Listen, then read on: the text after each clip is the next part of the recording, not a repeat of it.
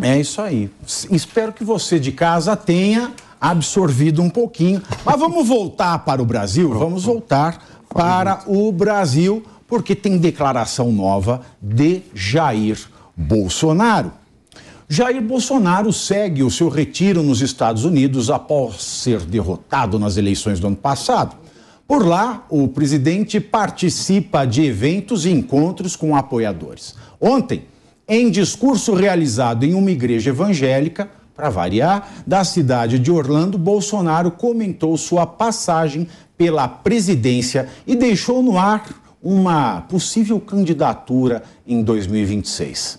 Abro aspas, estar na presidência foi uma experiência que entendo como missão. E, se Deus assim quiser, entendo que essa missão não acabou ainda. Fecho aspas. Vamos ouvir esse trecho. Primeiro, obrigado a Deus pela minha vida, pela missão que Ele me deu e pelo momento que estou vivendo. Ele sabe o tempo certo para tudo. Amém. No começo, eu falava, meu Deus, qual foi o meu pecado? Eu estar sentado nessa cadeira, só problemas. Foi uma experiência que eu entendo como missão, e se ele assim entender, entendo também que essa missão não acabou ainda. Na mesma palestra, Bolsonaro reclamou do salário de R$33 mil que recebia quando era presidente e aproveitou para criticar a equipe de ministros do governo Lula. Acompanhemos. Montar um ministério não é eu quero você. Primeiro tem que ver se essa pessoa está qualificada para aquilo. Depois ela aceita. Porque ser ministro não é tão gratificante assim, não. Igual quando se fala em salário, né? Alguém sabe quanto é o salário bruto? Quanto foi o meu salário bruto em dezembro do ano passado? R$33 mil. 36 mil reais. Daí $6 mil. Tá? Compensa, né? A gente não vai pagar para ser compensado financeiramente. Tá? Mas para ministro, o salário é igual. E outra, não é vai ser ministro da Agricultura, tá, combinamos. Vários partidos políticos ficam em cima de você porque querem indicação para eles. Como sempre foi no Brasil, como está sendo agora. Se vocês compararem os meus ministros com os que me antecederam e que estão no momento aí, a diferença é enorme. É enorme. Tem alguns lá que, pelo amor de Deus, extrapolam. Não tem como dar certo. Com todo respeito, é botar um de nós aqui, homens, né, para dirigir um carro de Fórmula 1. Não vai dar certo. Olha, eu vou jogar a questão aqui na mesa, tá? Fiquem à vontade para desossar esse frango. Porque, de fato, tem razão, criticar ministro ruim, ainda mais ministro com certa capivara ou muita suspeita, tem razão. Que ele teve ótimos ministros, vamos citar 3 exemplos de ministros magníficos, vamos. Paulo Guedes, Rogério Marinho, Tereza Cristina, foram sensacionais, levaram esse país nas costas. Fez uma crítica bastante técnica, relevante, mas ele sempre tem que ter um fator no discurso dele, no meu ponto de vista, que estraga todo o resto, que é o salário de 33 mil não compensa. Não compensar é um verbo triste, porque ele era do Exército, capitão, certo, professor Marcelo Suano? Bom, é maior do que ele receberia se ele estivesse no Exército. Não está certo? Acredito que sim. Então, sempre vai compensar. Sempre. Ou aposentado. Sempre vai compensar. Agora, quem vai para a política não tem que estar preocupado se o salário vai compensar. Se você está indo lá porque você vai ganha mais do que ganharia na iniciativa privada, essa fala, ela é desesperadora. Tá, não pensou para falar, mas tem que pensar para falar. O inimigo dele faz coisas erradas, mas fala coisas ok. E é por isso que ele permite esta onda de críticas a ele. 33 mil não compensa? Ora essa. Por favor, senhores. Para o brasileiro comum que ganha R$ 1.300 e teve um aumento de R$18. Pois é. Então, eu acredito que ele foi infeliz nessa fala. Até nos Estados Unidos, quem que ganha $6 mil não é todo mundo que sai daqui para ganhar $6 mil lá também. Então, ele tinha que ter tido mais cuidado com isso que ele falou, porque a política, quando você se dedica a ela, não é pelo compensar. É por você deixar um legado, é para você deixar uma história, para você ser realmente o líder de uma nação e ser reconhecido por isso depois. Eu acredito e até porque você não paga para morar, você não paga motorista, você não paga supermercado, você não paga para almoçar, para jantar, você não paga deslocamento, você não paga passagem de avião. Para que mais? Para você investir na Americanas? Se for fechar a conta, o salário... Não, é sério. É muito ultraje ao povo uma frase dessa. Exato. Eu penso, viu, Pavinato, que o grande problema realmente do presidente Bolsonaro é a forma de comunicação dele, sabe? A forma como ele se comunica. As intenções são boas, né? Vi até uma entrevista recente sua, você dizendo sobre isso, com a condução dele na pandemia, né?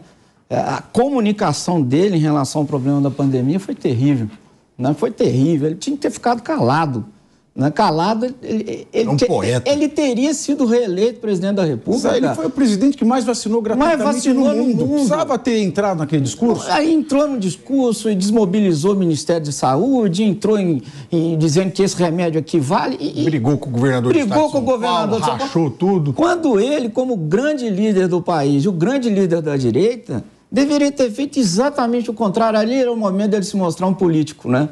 Mas unir a imaturidade da marinha de primeira viagem, a imaturidade da formação talvez dele mesmo, né? Então, assim, as intenções são ótimas, mas o discurso é péssimo. Levantar a bola aqui pro Felipe, vai. Eu já fiz isso depois. Claro que você comparar o salário de R$33 mil com o salário mínimo, é altíssimo para o padrão brasileiro. Não é isso. Né? Você não compensa. Assim, o problema é o compensa, não é o valor. É a palavra compensa. Vamos combinar o seguinte. Infelizmente, né, a gente tem que discutir essa questão de uma forma mais ampla e mais clara, não é? É um absurdo o ministro do STF ganhar R$33 mil só. É um absurdo o presidente da República do Brasil, o líder do Brasil, ganhar R$33 mil só. Não é só. Então, R$33 mil a pessoa não tem mais despesa na vida. O 33, o salário, o trabalhador que ganha 33, ele paga o aluguel, o financiamento, a escola de cada um dos filhos, o plano de saúde, luz, gás, automóvel, gasolina. Ele dilui esse valor, não é líquido. Esse 33 mil que ele recebe é 33 mil absolutamente. Bruto. Mas o bruto. O gás é bruto. O líquido desse bruto é uma gorjeta que vai para a poupança. Qual que é o gasto para se viver? Total, se ele quiser tomar um café, ele tem que comprar. Se quiser jantar, ele tem que comprar, tem que pagar. Ele paga também. Felipe, essa discussão cai numa retórica, infelizmente, barata, que eu acho que o povo não está ainda preparado para essa discussão de forma técnica, né? Sim. Poxa, você vai querer que o presidente da República ganhe R$33 mil só? É o maior... Se você comparar, é a maior empresa do Brasil, né? Se você comparar com o salário mínimo, é óbvio que é para enriquecer, então? Se você acha que isso é para enriquecer? Não é para enriquecer. Então, para que mais? Qual o valor que você acha que é justo para um presidente? Não sei. Para que mais? Ele pode ganhar mais e pagar o aluguel. Ele está falando isso porque agora o Lula vai para 46. Vai para... ou mais. 46 que está aí. Exatamente. Eu acho que tem uma questão de fundo aí também, que é o seguinte, é exatamente isso. Ele é um servidor público, não é? Sim. Ele foi eleito como um servidor público, como presidente da República. Ele quis isso, né? Discutir remuneração, se compensa ou não, ele teria que ter visto isso antes de candidatar. E outra coisa importante, ele vai sair da presidência da República e vai ter centenas de ações de probidade. Ou seja, ele vai ter que pagar os advogados para defender ele. O PL... Todo o dinheiro que ele ganhou, que provavelmente você fala que ele economizou, vai gastar para pagar advogado. Com certeza. Com base em que você diz? Com base em qual presidente que gasta... Político no Brasil hoje em dia é emprego de risco. Ponto. Mas ninguém é obrigado. Você vira ministro, vira presidente, vira secretário. Por que é mais concorrido? Por que é mais concorrido, então, do que ingresso para ver Meryl Streep na Broadway? Mas Pavinato, tem um detalhe. Eu não quero concordar com o Felipe, não vai doer muito meu coração. Não, é pouco, claro, mas, presidente, um cargo tal... diplomatas ganham, em média, 8 mil dólares. A média que ganha um diplomata. Quando você vê e dá 6 mil dólares para um presidente da República, a questão não está no fato do que ele ganha ser muito ou pouco. A questão é todo aquele entorno, todo o conjunto de gastos, todo o conjunto de elementos que só retiram do povo sem dar nenhuma retribuição. Agora, quando você pega o que o Felipe falou, 6 mil dólares para um presidente da República são, na realidade, são 33 mil reais, quando você retira os 27,5% do imposto de renda, que já é você fica com 26 mil. Tem um detalhe, por incrível que pareça, por tudo aquilo que ele é obrigado a gastar, se ele vivesse do seu salário, isso não é nada. Aí é que está o erro. Deveria pagar o justo para ele e não dar nenhum penduricalho. Exato. Nenhum penduricalho. Então, você ganha isso e ganha. Essa discussão é correta. Mas é isso que discussão. A renda média do Brasil é R$ 2.650. Eu comparar com o Brasil, mas ele é presidente do Brasil. Mas aí é que está o detalhe. Por que a renda média no Brasil é isso? Porque, não quero entrar em papo de esquerda aqui não, porque eu não sou de esquerda, mas porque nós não temos empreendedorismo suficiente, porque nós não temos o mercado de trabalho aquecido, porque são algumas empresas, se estimulasse, poderia ter concorrência entre as empresas para aumentar o salário de acordo com o mérito. Ou seja, é uma forma como você orienta a tua política econômica. Tanto que vai ficar pior por causa dessa que vem agora. Essa que vem agora vai quebrar o país. Dizer que o que eu entendi na matéria é que ele estava... É muito cansativo, tem todo o processo... Está entendido. Ele falou, escorregou mais uma vez num discurso que não deveria ter entrado. Agora, Pavinato, assim, é importante destacar o seguinte, né, que a nossa política remuneratória de servidores públicos, o teto é o salário do STF, não é? Então, por que você coloca normalmente o salário do STF baixo? Porque ele vincula todo o funcionalismo público do Brasil. Quando você aumenta o salário do STF, você aumenta o salário de prefeito automaticamente, pode aumentar o salário dos vereadores automaticamente, dos deputados federais, estaduais. Por isso que há uma distorção enorme em manter o teto do STF no limite. Então tem que desvincular essa política remuneratória, entendeu? Total, né? O ministro do STF tem que ter o teto dele, do Poder Judiciário tem que ter o teto, do Executivo tem que ter o teto dele, por aí vai, né? Federal, municipal, estadual. Tem que mudar a estrutura. Aí você tem um teto só, todo mundo segue, aí você vira a casa muito engraçada que não tem teto, que não tem nada. Aí tudo sobe, etc. Só não sobe o salário mínimo. Então, mas não era momento de estar tratando esse tipo de aumento?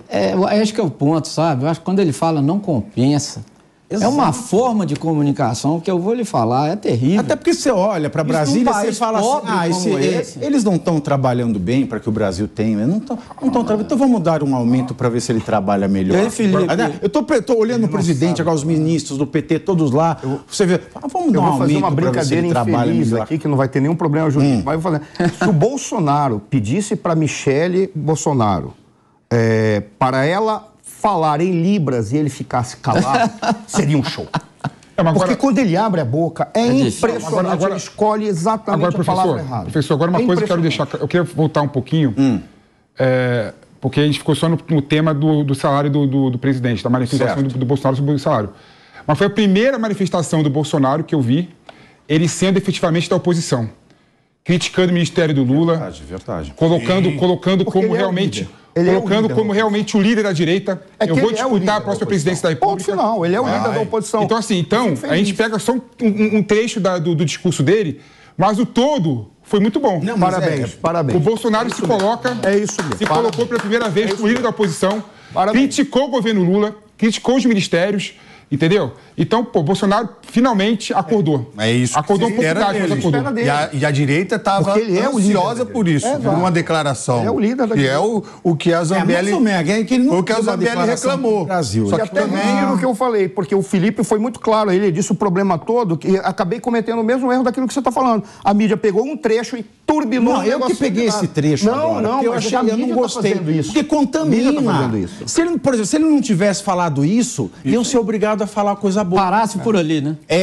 Mas é ele que tem que trazer, né? É que nem quando eu era criança, eu fazia uns desenhos feios no caderninho de desenho Para quem não sabe, antigamente, na época das cavernas, a gente tinha caderno, a gente escrevia com lápis, tinha o caderno de desenho. Quando a professora não queria dar aula, ela falava, hoje é desenho livre. Isso. E aí eu fazia umas coisas feias, aí eu queria emendar e ficava pondo coisa, ia ficando pior, virava chinfurínfula dos Chaves. Aquela coisa que ninguém entendia e tal. E é isso, né? Ele precisa de um media training. Muito. Né? Porque o ato dele foi bom, mas ele joga uma coisa que contamina o ato. O discurso dele fica contaminado. Exato. E o rival dele fala coisas que disfarçam Exatamente. o anteato. Exatamente. Se é que eu posso dizer isso. Né? O professor, eu só trouxe, o Felipe também trouxe um ponto importante, que é essa questão, a remuneração do servidor público não para aí. Essa que é a grande questão, sabe? A 33 mil reais, mas vamos colocar lá adiante todos os benefícios, todas as verbas indenizatórias, os complementos que o servidor público tem direito. Então, 33 mil vira quase nada. Então, esse é o grande problema que eu vejo hoje no Brasil, que é a necessidade, assim, no meu modo de ver, imperiosa, de uma reforma administrativa. Mas essa é muito mais interessante do que a reforma tributária que eles estão fazendo. Muito mais. Eu sou muito mais a favor da reforma administrativa. Ela tem que vai ser reformar. Essa é a ela tem que ser antes. Eu acho. A reforma administrativa... Vamos chamar os irmãos à obra? A reforma administrativa, do meu modo de ver, ela tem que ser antes da reforma tributária. Sim, essa é mais importante. importante. Porque se fizermos a reforma tributária agora... Essas ideias do... Vai dar em nada. Essas ideias do Haddad... eu vou fazer reforma tributária. Por quê?